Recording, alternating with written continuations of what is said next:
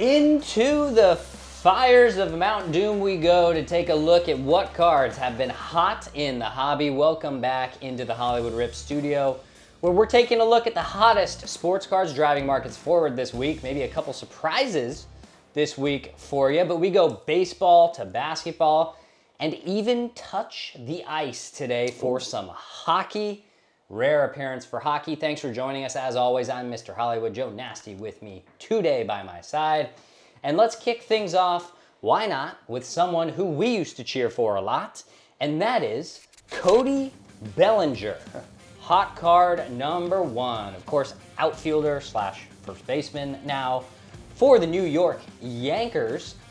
His 2017 Topps Chrome Update rookie card in a PSA 10 is up.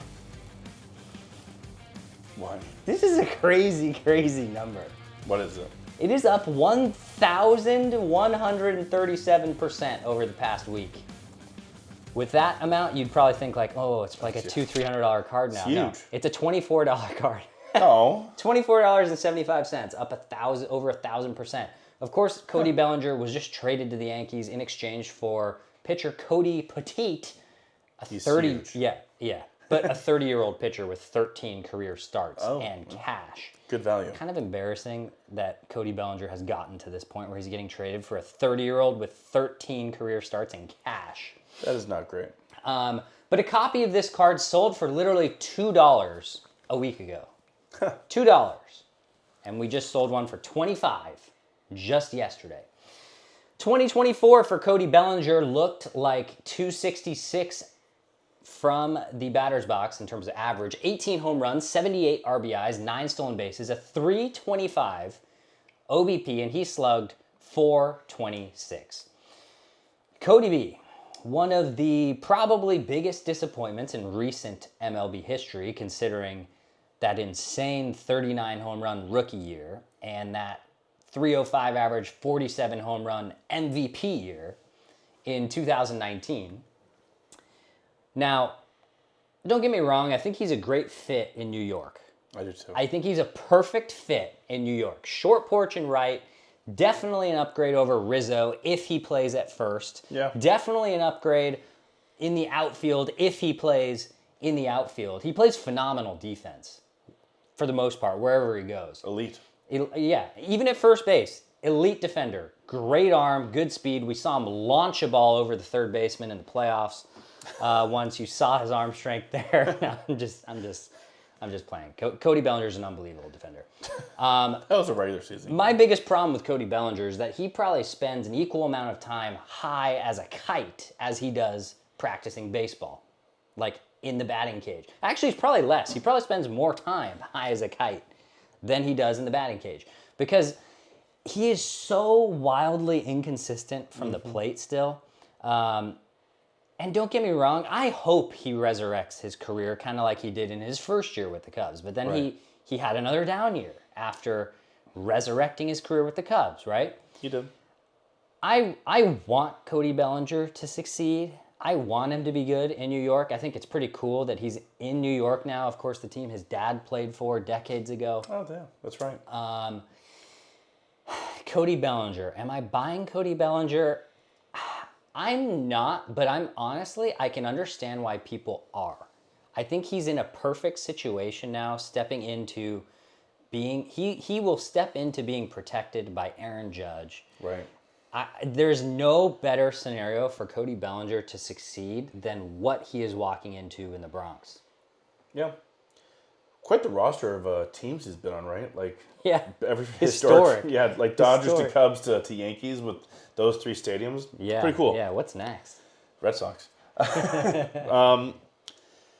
One of the biggest disappointments to me is a bit harsh, to be honest. Fair. And when you read off the accomplishments, and I'll turn, and I hate to do this to look away from the camera.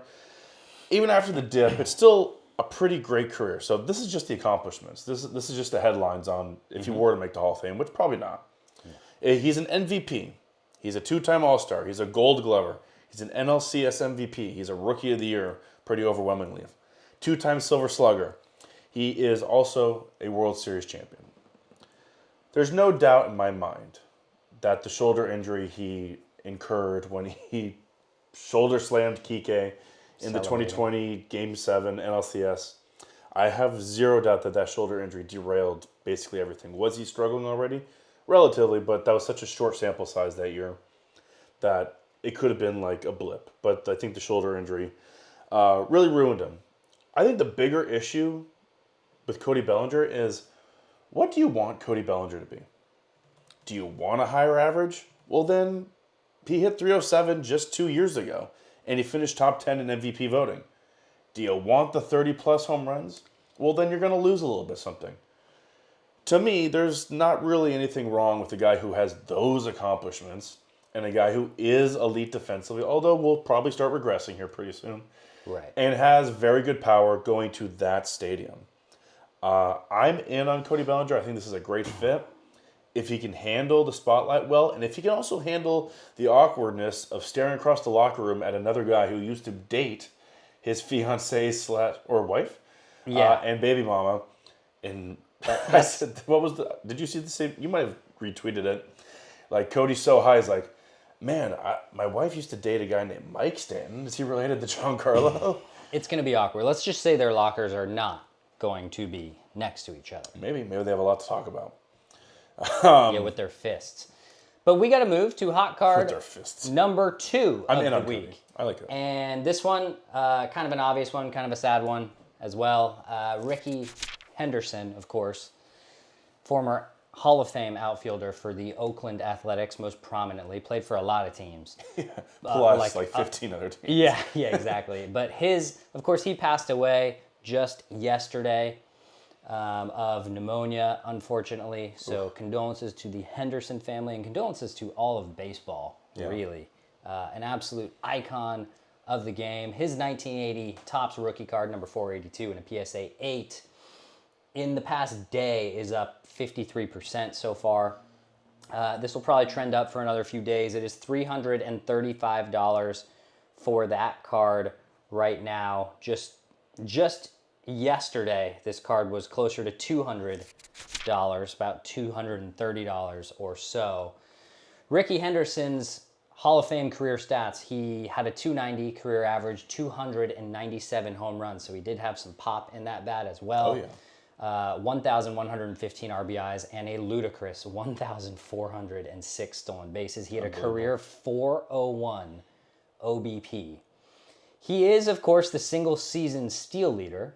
He stole 130 bases in 1982. That's crazy. The second most steals all time behind Ricky Henderson's 1,406 is 938, and that was from Lou Brock. So literally not even close. Not in the slightest. Not in this lifetime, right? And it's crazy. Like, even with the bigger bases now, people are still not even getting remotely close. Even LA had like a 60-something steal season. Well, guess what? Ricky Henderson had double that. Yeah. And you know what's even crazier? Is the season that he stole 130 bases, he only hit 267. It was his lowest batting average season in his first 10 years in the league, right? How did he steal so many bases? Well, he got walked 116 times. We showed you what that OBP was, right? Over 400. He got walked a lot. But this dude played a long time, 1979 to 2003. He stole 100 bases 3 times in his career, and people say records are meant to be broken, which they are, but not these ones. I'm honestly not sure. There's 2 records that I don't know if they'll ever fall in baseball, or 3 records that I don't know if they'll ever fall in baseball. One of them is this one. Yeah. The other one is Cal Ripken Jr.'s consecutive game streak. I think that'll never happen again.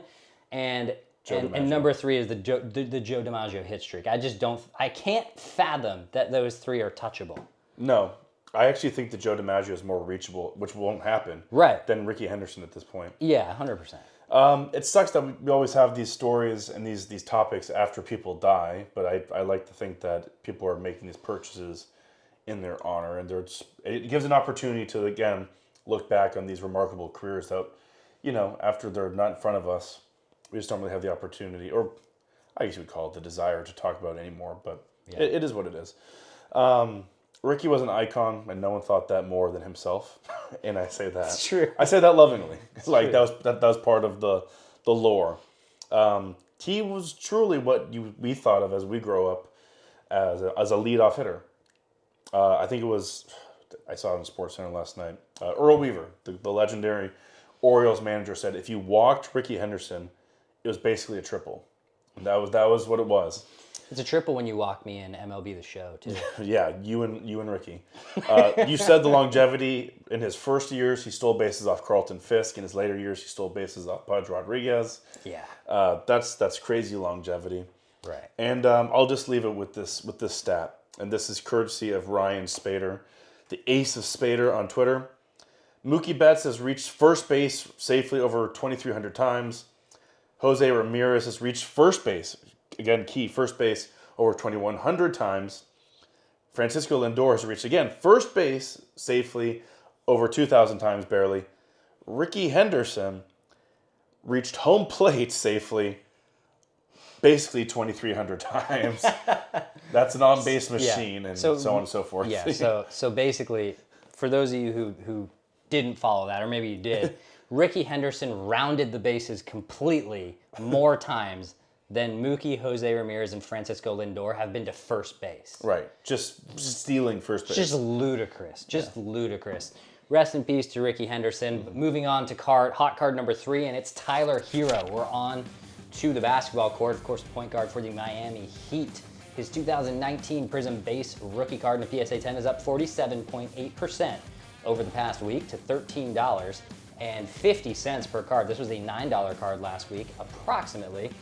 2024 for Tyler Herro has looked like this: 24.3 points a game, 5.5 rebounds, 4.8 assists on 47.5% shooting, and 41% from downtown. He is just 24 years old. Miami is around 500, hanging towards the back end of the playoff picture as of now. Jimmy Butler's banged up. There's been a lot of talk of Jimmy Butler getting traded. I think Herro is officially a superstar. I know you hate him because he went to Kentucky. I do. But in my opinion, he went to Kansas. Yeah. But in my opinion, Tyler Herro at this point is a bona fide superstar now. I think that is a heck of a big three going on in Miami. But I think it really depends what the Heat can get for a Jimmy Butler if they do trade him. He has a player option for next year at a $52 million max, I believe. Wow. He'd be it's a player option too. So he'd be pretty dumb not to exercise that option at 36 years old, in my opinion. But if there is a taker that's willing to give you, say, a first rounder for Jimmy Butler, I don't know. I'd probably take it and start developing some other younger players on your team, people like Jaime Jaquez, who have seen significant minute reductions this year. Really? In a crowded, I think Jaquez went from 28 minutes a game to 20 this year. It's pretty crowded in Miami. Jimmy Butler, with all the, let's be honest, he's kind of a diva. Jimmy? Kind of. He's kind of just a D. I don't want to say, I'm trying not to say the actual word. Yeah.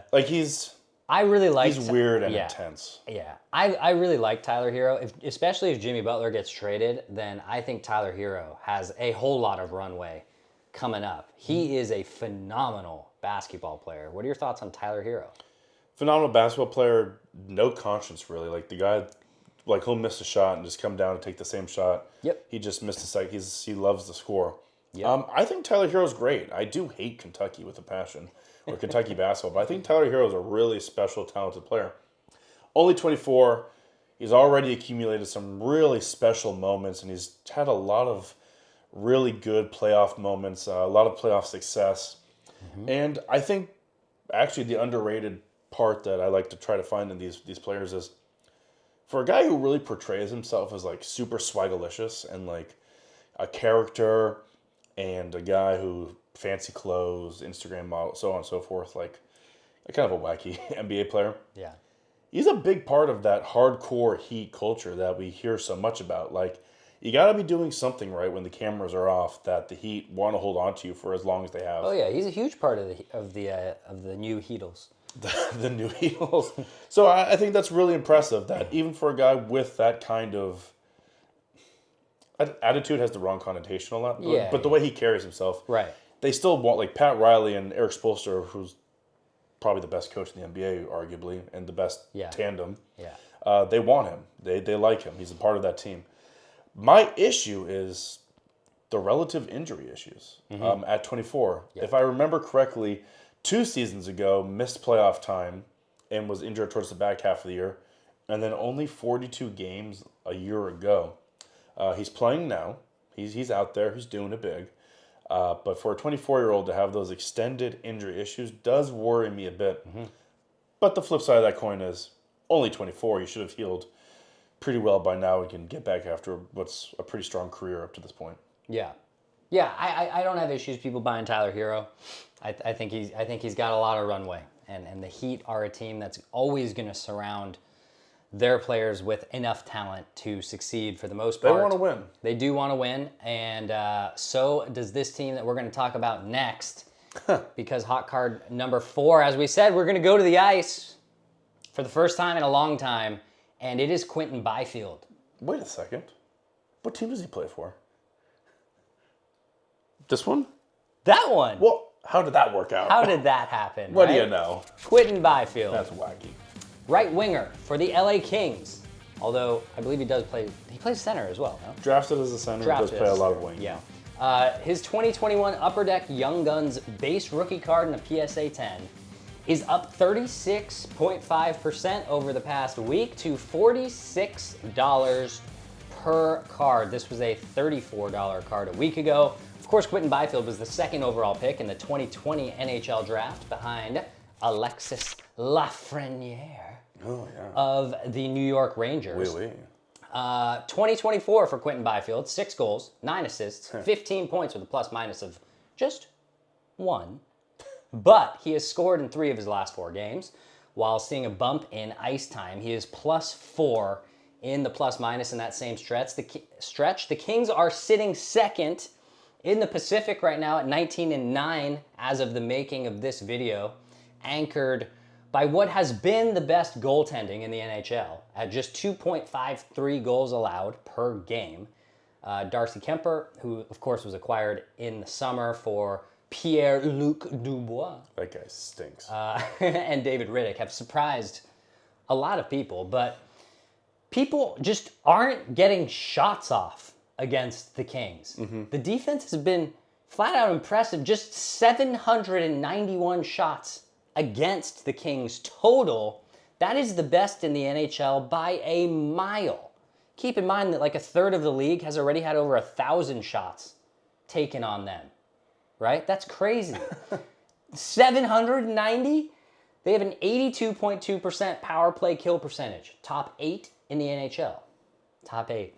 Like MySpace. No, nice. MySpace days, right? Tom. Those were the good old days. Kopitar, Kempe, Laferriere, Fiala lead a very balanced attack for the Kings, and obviously Byfield, who is a unit of a human being. He is. 6'5", lefty, can dominate below the goal line, and has huge upside.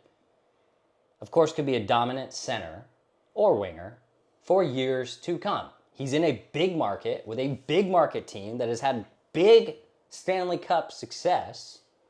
What is there really not to like about the future for Quinton Byfield in Los Angeles? It's true.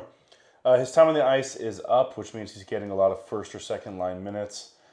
We said it. He was drafted as a center, does play a lot on the wing, so shows his versatility. Yep. And on top of that, he's already set his 2nd most goals in a season with his 6, which shows what the issue have with him, which we'll get to that in just a second. He's beautiful, though, to watch on the ice. The size, the power, the athleticism, along with the speed, can be breathtaking, especially if you see him in person, as we have a couple times. It's really special. The biggest issue people have is that he can be a little passive, and that for being the number 2 pick in the draft, which he was, the numbers just haven't really been there up to this point. He had his pseudo breakout year last year for a team that ended up, let's put it as it is, they underwhelmed. Had a good period, one point of the year, sort of skidded the brakes and got their coach fired, and then went out with a whimper in the first round of the playoffs. Yet again. So the production hasn't necessarily been, like, the Kings have fully transformed out of the era of cup winning that you talked about. Like, right. The fact that Kopitar and Doughty are still like even breathing on this roster No, is it's crazy. It is. Every year you're like, is this it for Kopitar? And then he just has another solid year. Very solid year. As a first-line center. But Byfield is supposed to be the centerpiece, no pun intended, of the next era. And so they need him to really take over here, especially this year. 6 goals early on is a good sign. They won those 2 cups on the backs of gritty defense. Yep. With offense that showed up when needed, and if they keep up the stiff D, it could be a similar recipe. It could be, and he could be the guy that provides enough electricity when it's needed most. Yeah. So I'm with you for those prices. When you watch him, you're like, yeah, this is a guy you want to invest in. Yeah. But then you take a look at numbers, and it's like, well, but why isn't it coming together? Yeah. So hopefully, I mean, look, he's still young. He's still young, and hockey is typically not a sport where someone comes out and just dominates from day one. So it depends. He is still young, but he is now 22. Yeah. And like we're getting into that, I know, but like it's weird to say, but like in hockey and athleticism terms, it's like he's about to hit that point where like it's got to click. Yeah. For sure. Well, I mean, it's good to see that he has scored 3 in the last 4 games. Mm-hmm. So hopefully it is starting to click for Quinton Byfield. But we've run out of time on this week's show. Hope you enjoyed this week's episode of Hot in the Hobby. If you did, please like, comment, and subscribe down below, because if you do, it's just good juju. That's right. You know? Especially in the holiday season. And you'll have an amazing 2025. It's like one of those like clickbait things like, oh, repost this, click this to have a good luck for 2025. On this year, it's like something like that. Picture of young you, or you have a bad 2025 or something. Yeah, exactly. And if you already did like, comment, or subscribe to us, then we're all homies now. We're on a first name basis. Like Stanton and Bellinger. Yeah, exactly. So until next time, I'm Mr. Hollywood, that's Joe Nasty, the boys, and our besties who are already subscribed, our homies. First name basis.